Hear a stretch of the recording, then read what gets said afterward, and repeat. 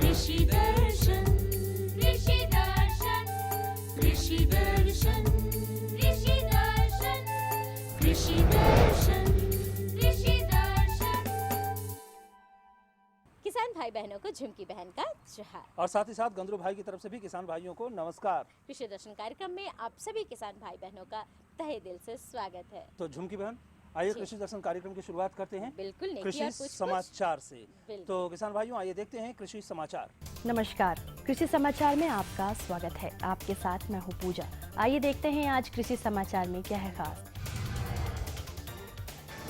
राज्य के पशुपालक उठा सकते हैं बकरा प्रजनन इकाई वितरण योजना से लाभ।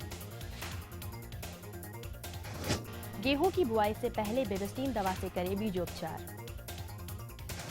आज मिलेंगे सफल किसान उपेंद्र महतो से।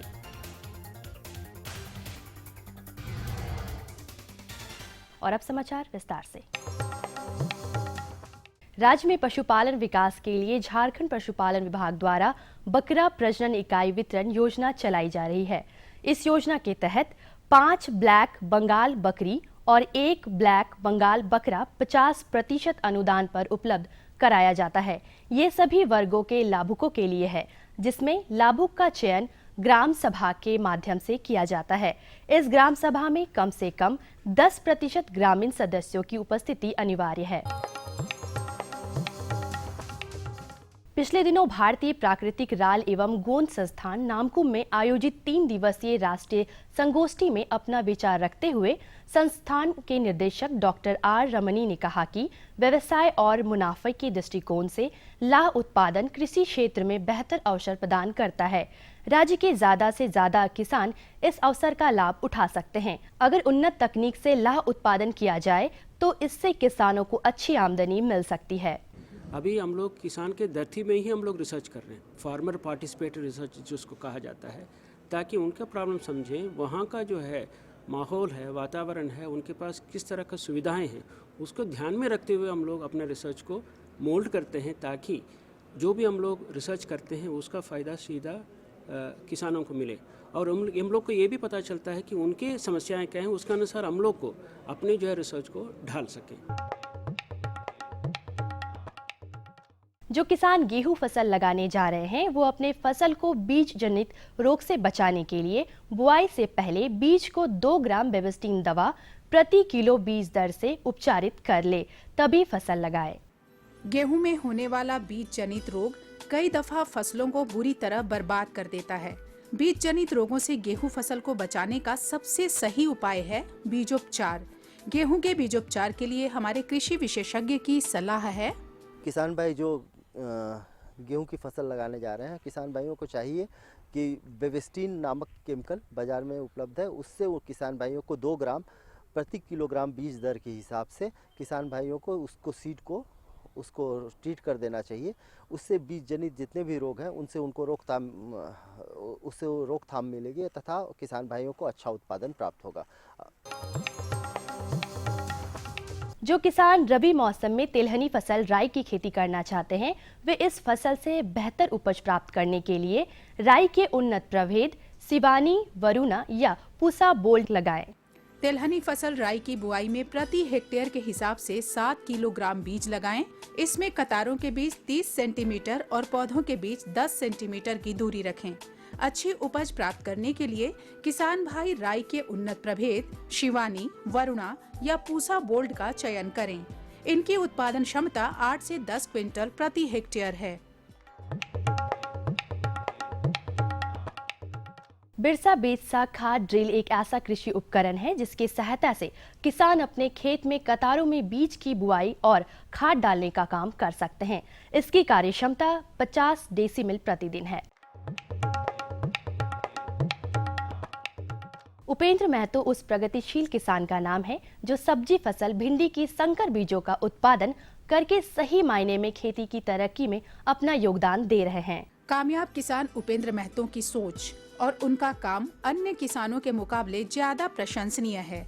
इसकी वजह ये है कि सभी किसान भाइयों को अपने सब्जी फसलों से बेहतर उपज प्राप्त करने के लिए उन्नत किस्म के बीजों की जरूरत होती है और उपेंद्र महतो सब्जी फसल भिंडी के उन्नत बीजों की ही खेती कर रहे हैं। ये संकर बीज हम बना रहे हैं एडवेंटा कंपनी वाला दिया है, तो प्लांटों के माध्यम से भिंडी का संकर बीज तैयार कर रहे हैं और इससे हमको लग रहा है कि 1000 पौधा है, इसमें हमको 4 से 20 से 25 हज़ार रुपया का मुनाफा होगा। और अब एक नज़र राज्य के 5 प्रमुख शहरों के मौसम के मिजाज पर। आज राज्य के 5 प्रमुख नगरों के अधिकतम और न्यूनतम तापमान कुछ इस प्रकार दर्ज किए गए। रांची का अधिकतम तापमान 25 डिग्री सेल्सियस और न्यूनतम 9 डिग्री सेल्सियस रहा। जमशेदपुर का अधिकतम तापमान 27 डिग्री सेल्सियस और न्यूनतम 12 डिग्री सेल्सियस। मेदिनीनगर का अधिकतम तापमान 25 डिग्री सेल्सियस और न्यूनतम 10 डिग्री सेल्सियस। देवघर का अधिकतम तापमान 26 डिग्री सेल्सियस और न्यूनतम 12 डिग्री सेल्सियस और धनबाद का अधिकतम तापमान 27 डिग्री सेल्सियस और न्यूनतम 12 डिग्री सेल्सियस रहा।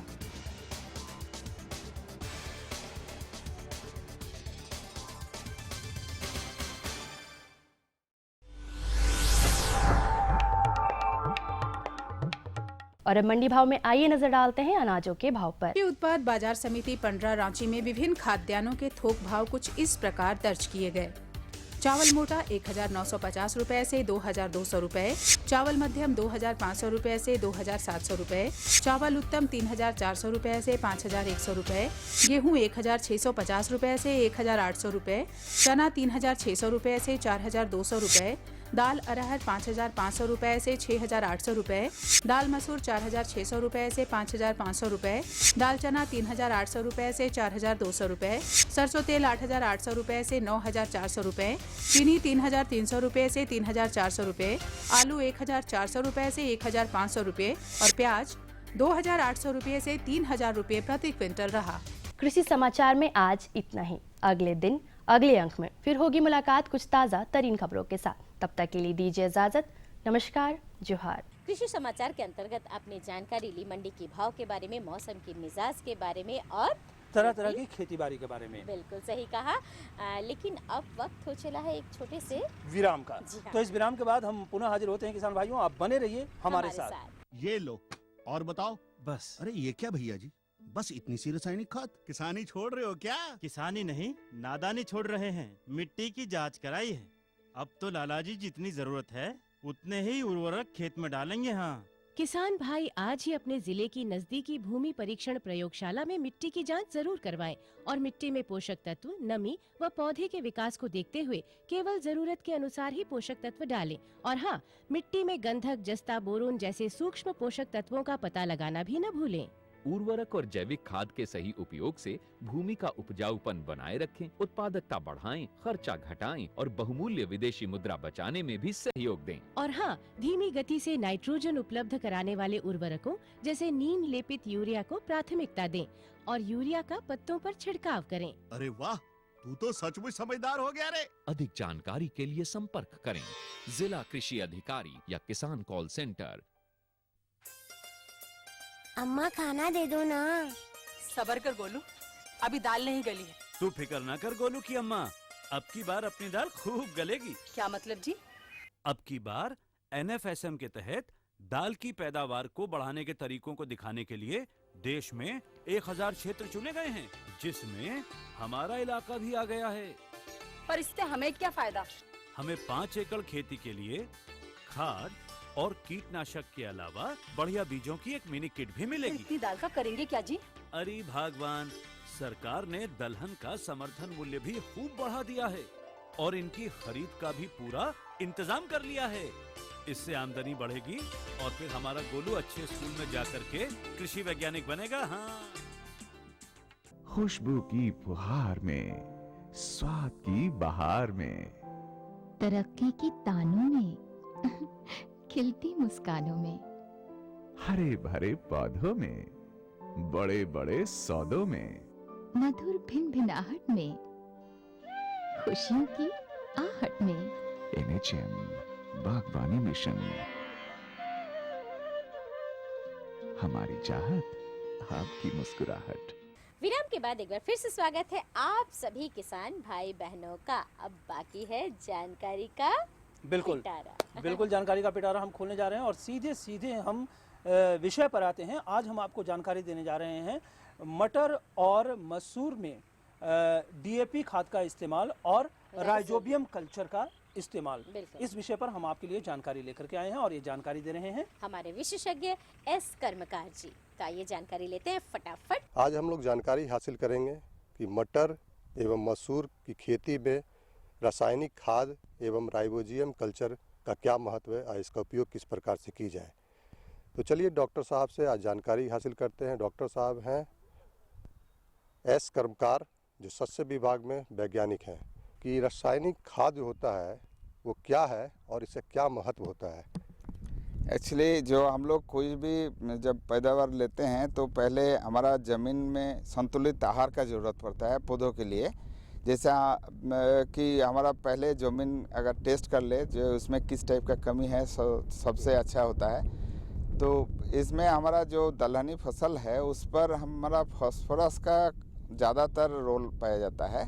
नाइट्रोजन का रोल इतना नहीं है जो कि दूसरा सीरियल में मिलता है। नाइट्रोजन के लिए क्योंकि हमारा जो ये जो मसूर और मटर का जो खेती होता है उसमें जो जड़ है उसमें एक टाइप का नोड्यूल बनता है जिससे कि वायुमंडल से वो नाइट्रोजन को फिक्स करते हैं और वो पौधों का जितना ज़रूरत पड़ता है वो सप्लाई करते रहते हैं। तो इसीलिए जस्ट एक स्टार्टर के डोज के रूप में हम देते हैं। तो वो हम लोग 20 से 25 किलोग्राम नाइट्रोजन हम लोग प्रति हेक्टेयर के लिए रेकमेंड करते हैं और फास्फोरस 40 से 50 किलोग्राम और साथ साथ पोटास का भी ज़रूरत पड़ता है। पोटास हमारा 20 किलोग्राम प्रति हेक्टेयर का दर से बोलते हैं। लेकिन झारखंड का सल्फर का भी बहुत कमी है तो इसलिए उसके साथ साथ हम लोग सल्फर का भी रेकमेंड करते हैं। वो भी 20 किलोग्राम प्रति हेक्टेयर के दर से हम लोग उसको अप्लाई करने के लिए सजेशन देते हैं। और इसमें जो सल्फर जिप्सम होगा तो उसमें हमारा करीब 2 क्विंटल प्रति हेक्टेयर के दर से दे तो हमारा पौधा का जितना ज़रूरत है वो मिल जाता है। जिप्सम नहीं मिले फॉस्फो जिप्सम बहुत आसानी से उपलब्ध होता है और सस्ता भी बहुत है। 120-25 किलो प्रति हेक्टेयर में इसको ज़रूरत पड़ता है। और हमारा एक चीज़ देखना है जो सल्फर हम कब देंगे, क्योंकि ये इसमें अगर सिंगल सुपर फॉस्फेट जो पहले हमारा किसान भाई ज़मीन में व्यवहार करते थे तो वो वाला सिंगल सुपर फॉस्फेट अगर मिल जाता है तो अलग से हमको सल्फर देने का ज़रूरत नहीं पड़ता है। आजकल डीएपी का उपयोग ज़्यादा होने लगा जिसमें कि सल्फर नहीं मिलता है, इसीलिए हमको सल्फर अलग से देना पड़ता है। उसके साथ हमको यूरिया देना पड़ेगा। यूरिया हमको वही 20 से 25 किलोग्राम मतलब 50-60 किलोग्राम का हमारा यूरिया का ज़रूरत पड़ता है और म्यूरेट ऑफ पोटास 35 से 40 किलोग्राम। तो यानी अगर इसको हम एक लाइन से बोले सिंगल सुपर फॉस्फेट, यूरिया और म्यूरेट ऑफ पोटास ये देने से हमारा काम चल जाएगा। अगर बोरोन का कमी हो तो बोरेक्स भी 10 किलोग्राम प्रति हेक्टेयर का दर से दे देना है। अच्छा, ये तो आपने बताया कि रासायनिक खाद के बारे में कि लेकिन एक चीज़ बताया कि हमारे किसान भाई ये कैसे समझेंगे कि इसमें रासायनिक खाद की ज़मीन में ज़रूरत है, ये कैसे जानेंगे, अब कितनी मात्रा में डालना है, ये कैसे समझेंगे। एक्चुअली ये जो किया जाता है ये मिट्टी परीक्षण करने के बाद ही एक टेबल है जिससे कि रिकमेंड करते हैं जो हमारा इस ज़मीन में क्या कमी है, कितना मात्रा में कमी है और क्या देना चाहिए। तो आमतौर पर ये अगर परीक्षण होता है तो उसमें रिकमेंडेशन उसको डायरेक्टली मिल जाएगा। और नहीं हमारे पास किसान भाई का टाइम नहीं है तो जो हमने बताया 20 से 25 किलोग्राम नाइट्रोजन वो एक जनरल रूप से देना पड़ेगा और 40 से 50 किलोग्राम फास्फोरस और 20 किलोग्राम आपका पोटास और 20 किलोग्राम सल्फर आपको इस हिसाब से हमको देना चाहिए। जी, तो किसान भाई ये तो आप समझ गए होंगे कि अगर मिट्टी जांच की आपको अगर है सुविधा है तो वो मिट्टी जांच करा करके ही डालें, अगर नहीं है सुविधा तो जो मात्रा हमारे वैज्ञानिक साहब ने बताया है उस हिसाब से डालें। तो एक चीज़ और शुरू में हमने पूछा था, विषय में बताया था कि राइजोबियम कल्चर ये क्या होता है और कब और कितनी मात्रा में इसका उपयोग किया जाए। हाँ, आपने जो ये बहुत अच्छा बात बताया जो कि ये दलहनी फसल के लिए बहुत ही ज़रूरत है। ये जो जीवाणु खाद है, जीवाणु खाद में राइजोबियम कल्चर मुख्य होता है।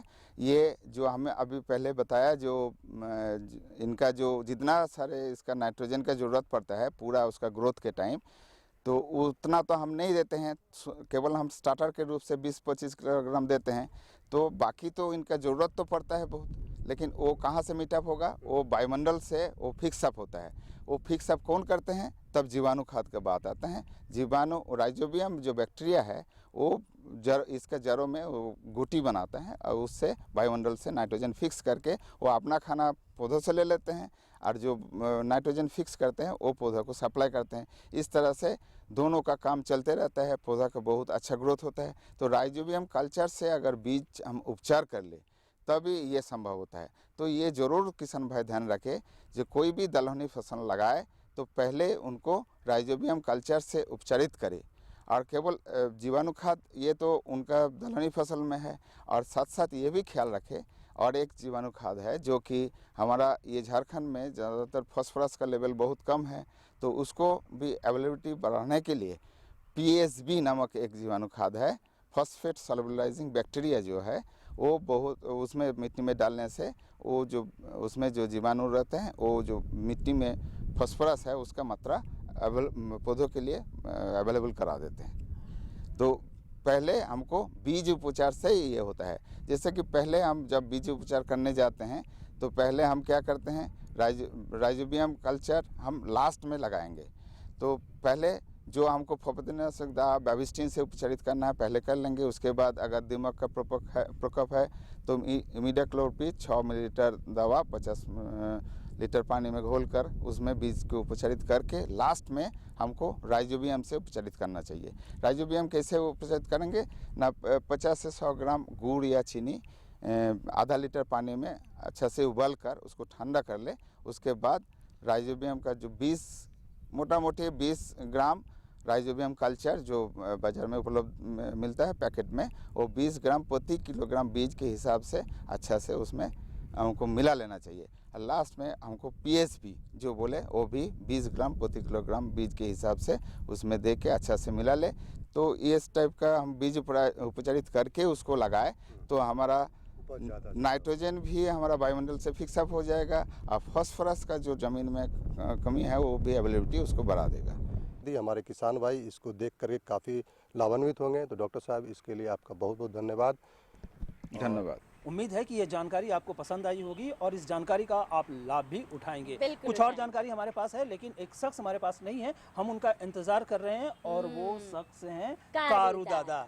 और देखिए नाम लिया और कारू दादा प्रकट हो गए। क्या दादा हर बार लेट। जोहार जोहार। और दादा क्या हालचाल है? सब ठीक ठाक है। आप लोग अभी जानकारी दे रहे थे। हाँ हाँ। और हम हर बार एक प्रश्न लेकर आते हैं। बिल्कुल। इस बार हम भी जानकारी देने के लिए आए। क्या जानकारी भाई? जानकारी ये है कि एक सफल किसान साहब सबको भेंट कराएंगे। उनका नाम है बालक महतो जी। अच्छा अच्छा। अरे भाई बालक महतो से कौन परिचित नहीं है? झारखंड का हर किसान बालक महतो से परिचित होंगे क्योंकि बालक महतो उनके लिए प्रेरणा है। इस बार उनकी किसानी, पशुपालन और खेती में जो हम एक नई चीज बताएंगे वही हम आपको दिखाते हैं। चलिए देखते हैं। चलिए मिलते हैं हमारे किसान सफल किसान बालक महतो जी से। आज हम आए हुए हैं और मांझे प्रखंड के कुच्चू ग्राम में और यहाँ जानेंगे कि पॉली हाउस में शिमला मिर्च की खेती कैसे करें और जो खेती किए हुए हैं वो बताएंगे कि इसमें कौन कौन सी संरक्षण की ज़रूरत है। बालक महतो जी बताइए कि ये जो आपने शिमला मिर्च लगाया है ये खुले के अपेक्षा पॉली हाउस में क्यों किया? सर शिमला मिर्च या फिर कोई भी खेती अभी जैसे मान लीजिए करना है तो बेमौसमी एक तरह से कहा जाए तो अभी शिमला मिर्च को खास करके थोड़ा गर्मी का ज़रूरत पड़ता है। तो बाहर जैसे हम लोग करते थे तो उसका ग्रोथ मतलब वो बहुत अच्छा नहीं होता था। तो मतलब हम लोग सोचे कि भाई अब और एक दो जगह कहीं कहीं घूम के देखे तो देखने को मिला कि पॉली हाउस में बड़ा अच्छा खेती होता है। तो हम भी सोचे कि हम अपना खेत में पॉली हाउस में जो है उसमें शिमला मिर्च का खेती करें। उसका जो बीज था वो ICR का रिसर्च सेंटर हार पलांडू है, वहाँ से हम डिमोस्ट्रेशन के तौर पर लाए हैं। और अभी जो शिमला मिर्च में है मेरा 2 वैरायटी है। वैरायटी का नाम तो अभी हमें मालूम नहीं है, तो लिख के दिए थे लेकिन पुर्जा कहीं ये हो गया है। लेकिन 2 वैरायटी है और वो दोनों अभी दिखने में बड़ा अच्छा लग रहा है। तो बालक जी पहले तो बताइए कि जो पहले आप करते थे खुले में और अभी पॉली हाउस में किए हुए हैं तो दोनों में कितना अंतर है? उसमें अभी बहुत अंतर है सर। अभी इसमें ठीक से मतलब फूल फल भी नहीं पकड़ा है और मोटा मोटी 2 फीट का पौधा हो गया है और इसको लगाए हुए 1.5 महीना जैसा हुआ है। और हमको लगता है कि इसका पॉली हाउस में जो हम लोग पौधा लगाते थे वो मात्र 1 से 1.5 फीट मतलब में ही सिमट जाता था और उसमें फल बहुत कम आता था। और इसमें देखने को मिल रहा है कि मतलब अच्छा फूल आ रहा है, तो आशा करते हैं कि मतलब इसमें फल भी बहुत अच्छा होगा। तो बालक जी, आपको यह जानकर बहुत ही खुशी होगी कि आपने जो भी जानकारी फ़ोन पे या पलांडो जाकर लिया, उसको जो आपको देते हैं वो आज हमारे साथ उपस्थित हैं। तो सबसे पहले धनंजय जी का हम स्वागत करते हैं। किसान भाइयों नमस्कार। अब बालक जी बताइए कि जो आप समस्या इसमें देख रहे हैं शिमला मिर्च में, वो हमारे विशेषज्ञ से क्या जानना चाहेंगे? सर, जैसे मान लीजिए जिस तरह का भी मतलब जैसे पौधा का जो उसका स्टेज मतलब उम्र होता है, उसके हिसाब से बीमारी पौधा में लगता है कोई भी फसल में। तो जैसे मान लीजिए अभी अब देख रहे हैं कि इसमें थोड़ा सा लाही का प्रकोप है और कुछ मतलब वायरस टाइप का उस तरह का बीमारी लग रहा है। तो हम लोग फ़ोन से या फिर अधिक होता है तो उसका जो पौधा होता है उखाड़ के सीधा ले जाते हैं, या फिर नहीं तो फिर वहाँ के वैज्ञानिक जितने हैं मोटा मोटी सब केवल फ़ोन करने का देरी, आने में जितना देरी लग जाए, चाहे आज मतलब टाइम अगर आज घर मतलब ऑफिस में नहीं है तो बोल देते हैं कि फलाने टाइम आपके यहाँ जो है सो वैज्ञानिक चल जाएंगे और उसको देख लेंगे। इस तरह से हम लोग वहाँ से काफ़ी मतलब सुविधा और फ़ायदा होता है। तो धनंजय जी, ये आपने बालक जी का सवाल सुना, ये इनका केवल सवाल ना, हमारे और किसानों का सवाल है। तो इसका निदान वो कैसे करेंगे? किसान भाइयों, जैसे कि अभी बालक जी के पॉली हाउस में हम लोग खड़ा हैं और देख रहे हैं, तो जैसे अभी 2 कीट तो सामने दिखाई पड़ रहा है। पहला जो है जो लाही बोल रहे हैं एफिड्स है और पत्ती के नीचे रहता है और उसका जब पत्ती निकलता है तो पत्ता पर मतलब उसका चमकीला लगेगा और लसलसा टाइप का हो जाता है। तो इसके नियंत्रण के लिए है जो रोगर नामक दवा है, वो 1.5 ml प्रति लीटर पानी में मिला करके अगर छिड़काव करेंगे तो उससे नियंत्रण हो जाएगा। दूसरा कीट इसमें दिखाई पड़ रहा है कि पत्ती जो है नीचे की ओर मुड़ रहा है। जैसे नाव होता है तो नाव जब पलटी कर जाता है तो उस तरह का पत्ती मुड़ रहा है। तो पहला तो इसमें सुझाव है कि उस तरह के पत्ती को काट करके हटा दें, गड्ढा में डाल दें या जला दें। और उसके बाद ओबिरॉन नामक दवा जो है 1 ml प्रति लीटर पानी में मिला करके अगर छिड़काव करेंगे तो उसका जो है माइट कीड़ा है उसका नियंत्रण हो जाएगा। तो बालक जी, आपने देखा कि हमारे जो विशेषज्ञ हैं वो आपके जो प्रश्न थे उनका निदान कैसे होगा यह बताया। अब हम आपसे यह जानना चाहेंगे कि जो शिमला मिर्च लगाए हैं तो अभी पॉली हाउस में लगाए हैं और यहाँ देख रहे हैं कि टपक विधि का भी आपने इंतजाम कर रखा है। तो क्या पॉली हाउस में टपक विधि का होना नित्यांत आवश्यक है? पॉली हाउस में तो सर टपक विधि या फिर ड्रिप इरिगेशन कहें, अभी जितना फसल है, खास करके जो खेत का किसान है, जो खेत में मतलब सब्जी फसल या फिर ऐसा इस तरह का जो लगाता है पौधा, तो उसमें कोई ऐसा फसल नहीं है जिसमें कि ड्रिप के बगैर किसान जो है सो खेती कर पाएगा। इसलिए कि मतलब अभी तो मान लीजिए नवंबर का महीना है, दिसंबर जनवरी तक कुआं में पानी रहता है। उसके बाद हर किसान का मुंह में यही आवाज़ आता है कि मेरा खेत में पानी नहीं है। तो पानी का बचाव इसमें मतलब बहुत कहिए कि अगर वैसे फ्लड में हम लोग लाइन में पटाते थे तो उस समय मात्र गर्मी के मतलब फरवरी के बाद जो फसल लगता था वो मात्र 50 से 60 डिसमिल में लगता था। अभी है कि हम गर्मी का मई जून में भी 5 से 7 एकड़ में हम अपना खेती लगाते हैं। इससे एक और फायदा है कि खरपतवार मतलब नहीं के बराबर होता है। खरपतवार एकदम बिल्कुल नहीं होता है। इसलिए नहीं होता है कि जैसे मान लीजिए हम लोग जो ड्रिप इरिगेशन है उसमें छेद मतलब उसमें ड्रिपर लगा हुआ है। ड्रिपर 2-3 तरह का है। जैसे मान लीजिए पौधा के लिए पहले जो आता था वो 40 सेंटीमीटर में था, अभी 30 सेंटीमीटर में है। तो कोई भी पौधा जैसे मान लीजिए शिमला मिर्च हो, बैगन हो, टमाटर हो उस या फिर गोभी हो, इस तरह का जो फसल है मोटा मोटी 40 सेंटीमीटर पर ही लगता है। तो सीधा जो है सो पानी गिरता है तो पौधा के सामने जाता है और पौधा उसको सोख लेता है, जिसके चलते जो है सो खरपतवार या फिर घास नहीं होता है। धनंजय जी, अब हमारे किसान भाइयों को बताइए कि अभी बार बात उठ रही है कि पॉली हाउस और ड्रिप, तो जो किसान भाई हमारे ये ड्रिप लगाना चाहते हैं या पॉली हाउस लगाना चाहते हैं वो कहाँ संपर्क करें और इसकी व्यवस्था वो कैसे करें? किसान भाइयों, झारखंड में जैसे कि ड्रिप जो है तो ड्रिप में 90% अनुदान है, सब्सिडी है। उसमें 50% भारत सरकार देती है और 40% राज्य सरकार है।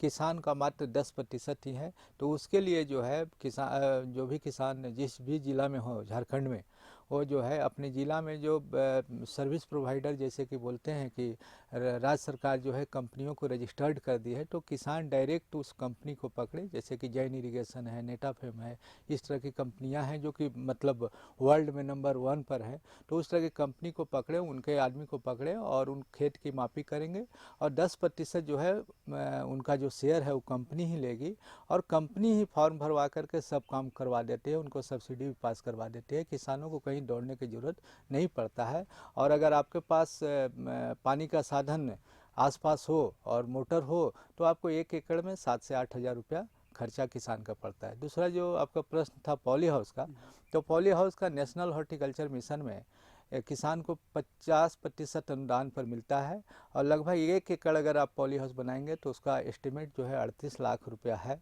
तो किसानों को जो है 19 लाख रुपया का लागत इसमें लगता है, जो कि उनको बैंक के द्वारा फाइनेंस हो जाता है। तो किसान भाइयों, आपने देखा कि हमारे किसान और विशेषज्ञ दोनों ने अपनी अपनी बातें कही। उम्मीद है कि आप इस पे गौर करेंगे और अच्छी मुनाफा प्राप्त करेंगे। आप हमारे इस कार्यक्रम में आए, इसके लिए आपका बहुत बहुत धन्यवाद। किसान भाइयों नमस्कार। बालक जी, आपका भी हमारे इस कार्यक्रम में धन्यवाद। नमस्कार। क्या कहना, कितनी मेहनत किया है। देखा, मैंने सही जानकारी लाया। बिल्कुल सही जानकारी, और इसके लिए हम आपको धन्यवाद भी देना चाहेंगे कि आपने हमारे जो किसान भाई हैं उनसे आपने उनकी मुलाकात करवाई। बिल्कुल सही कहा लेकिन आपने। अब झुमकी बहन, अब हमारे कार्यक्रम का समय शेष होने वाला है, तो लेकिन क्यों ना हम ले चलते हैं IMD पुणे बिल्कुल अपने किसान भाई बिल्कुल, बहनों मैं भी को? यही कह रहा था। तो किसान भाइयों, कुछ और जानकारी हमारे पास है और वो जानकारी हमने हासिल की है IMD पुणे से, तो ये जानकारी भी हम लेते हैं। भारतीय मौसम विभाग पुणे से प्राप्त आज का मौसम पूर्वानुमान इस प्रकार है। आकाश में हल्के बादल रहने की उम्मीद है, लेकिन बारिश की उम्मीद नहीं के बराबर है। हवा दक्षिण से पूर्व की ओर 4 किलोमीटर प्रति घंटा की रफ्तार से चलेगी। आज का अधिकतम तापमान 25 डिग्री सेल्सियस और न्यूनतम 16 डिग्री सेल्सियस रहने की संभावना है। अब मौसम पूर्वानुमान पर आधारित कृषि सलाह।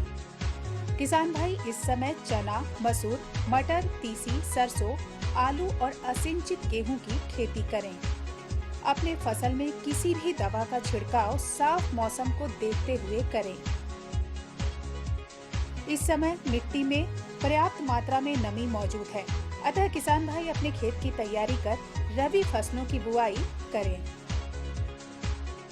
चलिए, ये काम भी हमारा पूरा हुआ, लेकिन आपका एक काम बाकी रह गया है। फटाफट कागज और कलम उठाइए और हमारा पता नोट कीजिए, ताकि आप अपनी समस्याएं और सुझाव हम तक लिखकर जरूर भेज सके। हमारा पता है कार्यक्रम कृषि दर्शन, कृषि प्रकोष्ठ, द्वारा केंद्र निदेशक, दूरदर्शन केंद्र, रातू रोड, रांची। पिन संख्या 834-001। तो हमें रहेगा आपके खतों का बेसब्री से इंतजार, लिखना ना भूलिएगा। तो किसान भाइयों, इसी के साथ हम सबों को दीजिए अनुमति। नमस्कार।